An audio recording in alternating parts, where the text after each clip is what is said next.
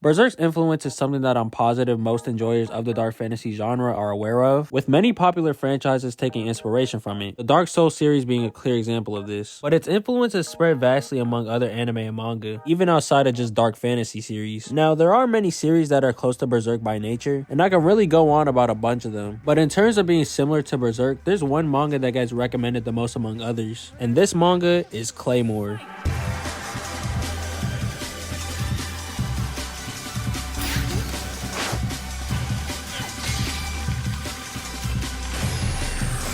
Claymore is a manga that's been around for quite a minute. It was first published in Monthly Shonen Jump in 2001, just 1 month before the serialization of Fullmetal Alchemist, and 2 months before the shonen juggernaut that is Bleach. While Claymore is a shonen series compared to Berserk, which is a seinen, it doesn't have as intense or brutal scenes. But even with that considered, it doesn't really hold back a lot, and sometimes it feels like you're reading an action seinen manga. Anyways though, the series follows our main character Claire, who is what's called a Claymore, and she slays these entities called Yoma. Now a Claymore is a warrior whose blood is infused with Yoma blood. They were created by this mysterious organization who we learn more about as the manga goes on. Overall, there are 47 Claymores, each of which have their own ranks, and all of them being women. This is pretty much where Claymore gets the female Berserk nickname from, because of its similarities to Berserk, but also because most of the cast is made up of women. And while both of these are the case, Claymore is still a very different series from Berserk as a whole. Similar to a lot of other shonen from this early Big 3 era, it started off as a Monster of the Week type of series, with most of the enemies being weaker Yoma, but around chapter 20 is when the story starts to really shift away from that, with us getting a backstory for Claire and also introducing another important character named Teresa, who is basically Claire's caretaker. He's also a fan favorite character, and without getting into spoilers, which I'll try my best not to do for the rest of this video, you start to understand why that is as the arc continues. Now after this arc, we don't really get much of the Monster of the Week type of content anymore, and each arc gains a lot more depth. We also get introduced to more important characters, like some of the higher ranking Claymore and some of the major antagonists, along with the stakes getting higher and higher with each passing arc. And I feel like the best way that this is showcased to us is through the Yoma themselves. The Yoma are first shown to us as these demon-like beings that disguise themselves by taking form of a human in order to get closer and then consume humans. All of this was established in the first chapter. They usually target small villages and their origins are unknown. Now, I mentioned earlier that the Claymores have Yoma blood in them, which allows for them to move at very high speeds and even regenerate themselves in battle. But there is a twist to it. If they use too much of the Yoma power, they can lose control and transform into a full-on Yoma. Usually whenever this happens, the organization will send another Claymore to slay them. We're introduced to this concept very early on as we see Claire have to do this in the first volume, in a sort of mercy kill type of fashion. But just what happens if a Claymore goes past the limits of a normal Yoma, and they transform into something further beyond that? This is where the concept of awakened beings comes in. Humans with Yoma blood that have gone way beyond their limit, even past that of a normal Yoma. We're first introduced to awakened beings after the Teresa arc. Claire goes on a mission to take one down with 4 other Claymores, one of which Miria being among the top 5 strongest. I guess here I should also mention that Claire is the lowest ranking Claymore at only being number 47, but at this point we're well aware of what she's capable of and that her strength is well above that. Though even with all these factors considered, they still struggle with taking this enemy down, and while they do eventually win, they each get severely injured in the process. This is really how all the battles against awakened beings are, and some of them require even more than just 5 warriors, along with the fact that in each of these battles the characters usually suffer heavy injuries and even casualties, with each win feeling like the characters just barely made it out, which may sound like a hard thing to pull off without plot getting in the way, but the way the series is able to balance everything out is done so well. And as the series goes on and we encounter stronger opponents, this becomes more and more of the case. And not to get into any spoilers, but there's even stronger beings than just standard awakened ones, beings that seem nearly impossible to defeat.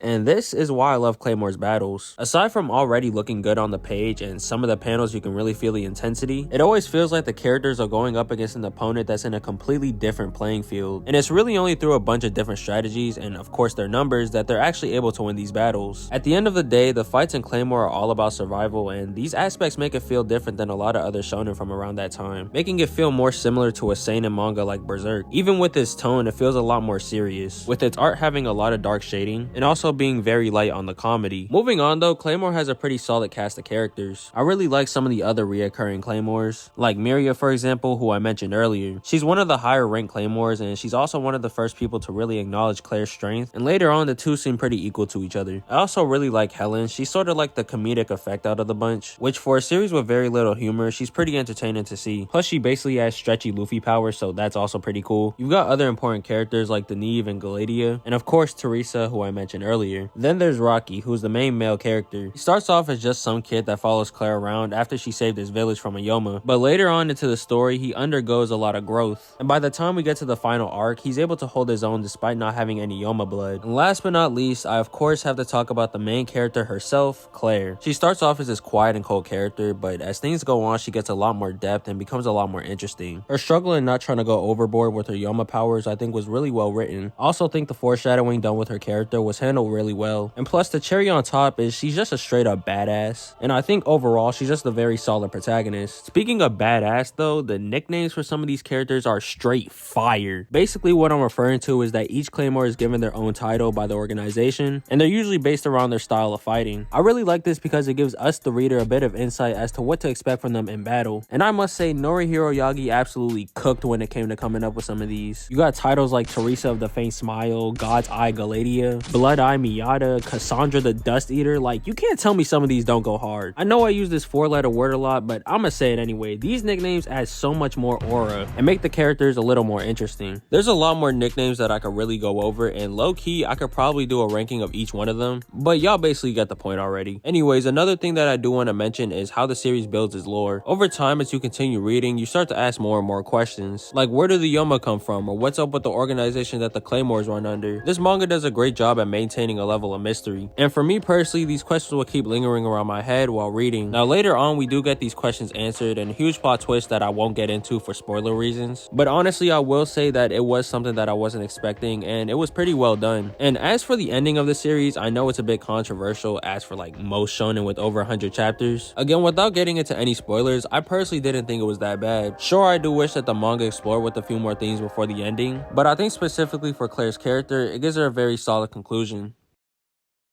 Now, I can't talk about a manga without mentioning its art. Out the gate, Claymore already had good art, and throughout the series, it stays very true to its original style while also improving it. There are two main areas where I think the art shines the most, with the first one being backgrounds. Whether it be forests, mountains, or even buildings and towns, the author always manages to add a good amount of detail. I mean, just look at the grass alone in this panel right here. But another area that I think the art really shines at is in the Yoma designs. The character designs in the series are already pretty good, even with all the Claymores looking very similar to each other. Regardless though, for the most part, they have something that distincts them from one another. But when it comes to the Yoma, it gets a lot more interesting. The monster designs in Claymore are genuinely up there with some of the best in anime and manga. The Yoma start off as these sort of basic grayish demon-like creatures, but the designs get even better when we get introduced to awakened beings. These transformations take things to a whole nother level. They look a lot more otherworldly than other Yoma and have a lot more variation in their designs. They can go from looking creepy and genuinely uncanny to looking really cool and even strangely beautiful in some cases. This, along with their overwhelming strength, makes them a lot more intimidating. And honestly, these designs just get better and better as the story goes on, especially in the final arc. Oh, and not to mention, the art looks great in color, as seen by some of the volume covers. Now, before ending the video, I do want to mention the anime. So in 2007, Claymore would get an anime adaptation by Studio Madhouse. This was back when Madhouse would adapt like every manga under the sun. They were like the map of the 2000s or early 2010s. Anyways though, this anime would come out and have one season with 26 episodes.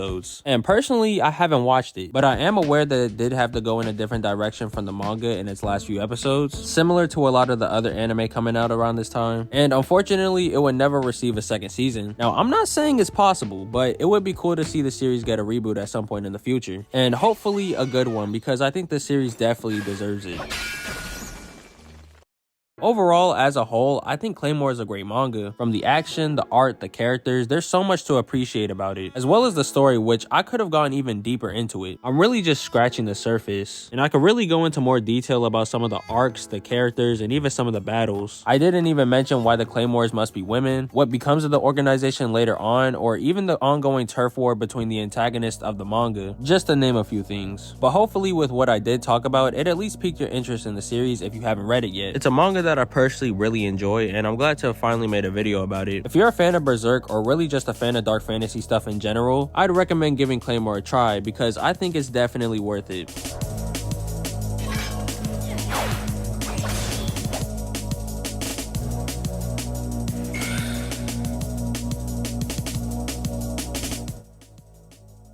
With all that being said, we've reached the end of the video. If you made it this far, hope you enjoy. Like the video and subscribe to the channel if you haven't already, and I'll catch y'all in the next video.